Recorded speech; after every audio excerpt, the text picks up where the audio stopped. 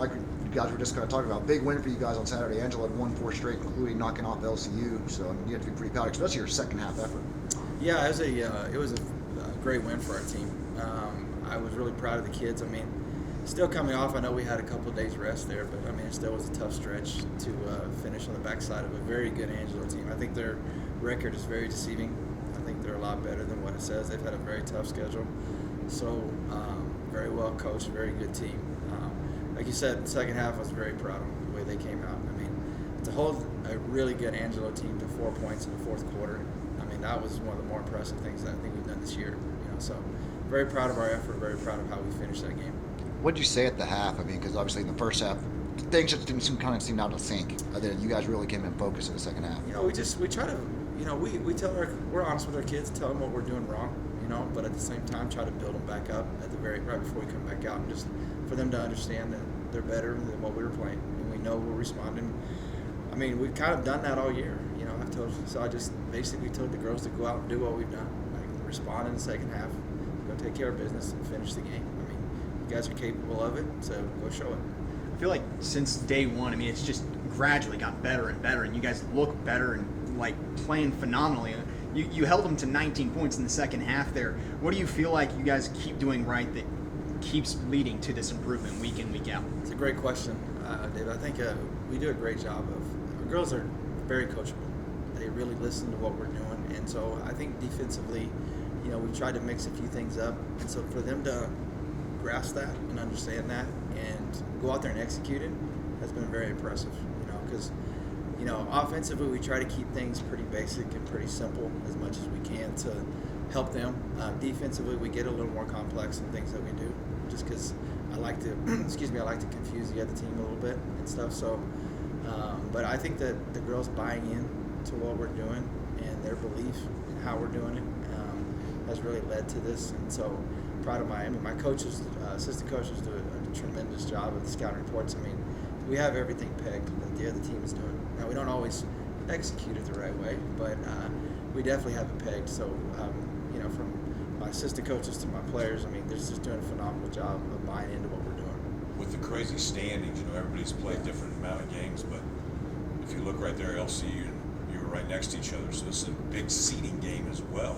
100%. Big seeding game for the conference, like you said, Lance, but also for regional, too. I mean, they're up there, and they've dropped a couple games, so, but they're going to be the same LCU team that you always see. I mean, they're going to be very disciplined. They're going to execute their stuff.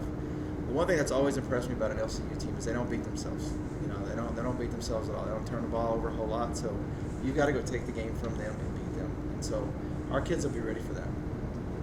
Also Saturday, Eastern, obviously, just the rivalry aspect of it, then your personal aspect too. Just what challenges that to present on Saturday? Yeah, absolutely. I mean, it was tough the first go around to have to play against those kids that you recruited and the kids that you had to say you're leaving as well too. So, but they've done a great job this year. Eastern, I think that they've had a couple injury bugs here or there that have kind of set them back a little bit. But overall, I mean, the coach there, Coach De Los Reyes, has done a phenomenal job of building them up and being where they are today. But it's going to be a fun game. It'll be fun to get out there and compete again against Lubbock and Eastern, and kind of on a normal schedule now. I mean, we've made up the games. We still got one more makeup to do, and I think a couple weeks from today. But overall, we're kind of back on that normal schedule a little bit. Kind of in the stretch run now towards the end of the season, heading towards conference tournament time. Just kind of what's the focus moving forward? To our point earlier, we still got to go. We got to guard.